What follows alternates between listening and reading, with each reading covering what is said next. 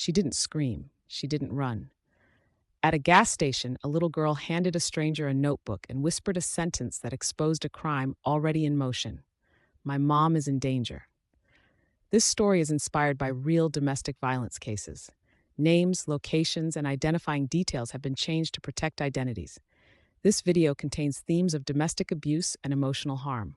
Viewer discretion is advised. If you or someone you know is experiencing abuse or is in immediate danger, please contact local emergency services or a trusted domestic violence support organization. Domestic violence crimes rarely begin with violence. They begin with control, with silence, with moments no one witnesses, and most of the time, they don't end because someone screamed. They end because someone noticed.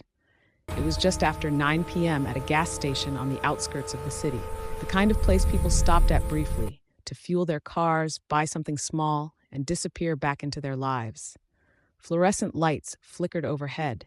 The air smelled of petrol and dust.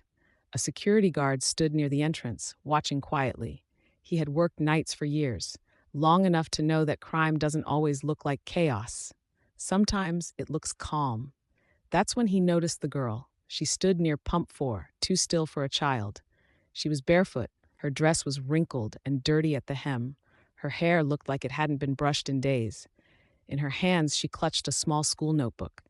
Not new, not colorful, just worn, bent, protected. The guard watched for a moment. Children didn't usually wander alone at night. He approached slowly, careful not to startle her. "Hey," he said gently. "Are you here with someone?" She looked up at him. Her eyes were not confused. They were alert, like someone who had learned to stay ready. Without answering, she held the notebook out to him, both hands. The guard frowned slightly. "This belongs to you," he said. "You should keep it." Her grip tightened. Then she stepped closer and whispered, "Please, my mom is in danger." The words didn't echo. They didn't demand attention, but they hit harder than a shout. The guard felt his instincts kick in, the ones training gives you when something doesn't sit right. "Where's your mom?" he asked quietly.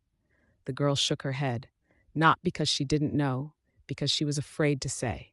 Then she turned and ran, across the parking lot, toward a dark sedan parked away from the lights. The engine was running. The guard followed with his eyes. The girl climbed into the back seat. Inside the passenger seat sat a woman. Her posture was rigid, her hands folded tightly in her lap. A scarf covered her neck, but not enough to hide the bruising underneath. Behind the wheel was a man, jaw clenched, eyes sharp. He stared straight at the guard and didn't blink. This wasn't random, this was containment.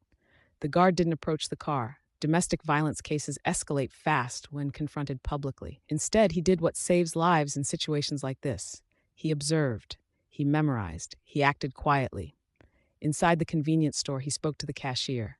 "There's a woman and a child in a car outside," he said calmly. "I believe it's a domestic violence situation. Please call the police." The cashier hesitated. "They haven't done anything." The guard placed the notebook on the counter. "She gave me this," he said, "and told me her mother is in danger." The cashier picked it up. Inside were drawings. A house with dark windows, a woman crying, a man drawn too large. On one page, written in uneven letters, "He gets angry." On another, "Mommy says be quiet." And on the last page, "Please help my mommy." The cashier reached for the phone. Outside, the guard leaned against the wall, pretending to scroll on his phone. The man in the car spoke harshly. The woman flinched. The child stared straight ahead. This was not the first time. This was routine. Police arrived within minutes. The man stepped out of the car aggressively, loud, defensive. Officers separated them immediately. When an officer opened the passenger door and spoke to the woman softly, the wall broke. She cried, not loudly, but deeply, the kind of crying that comes from surviving something too long.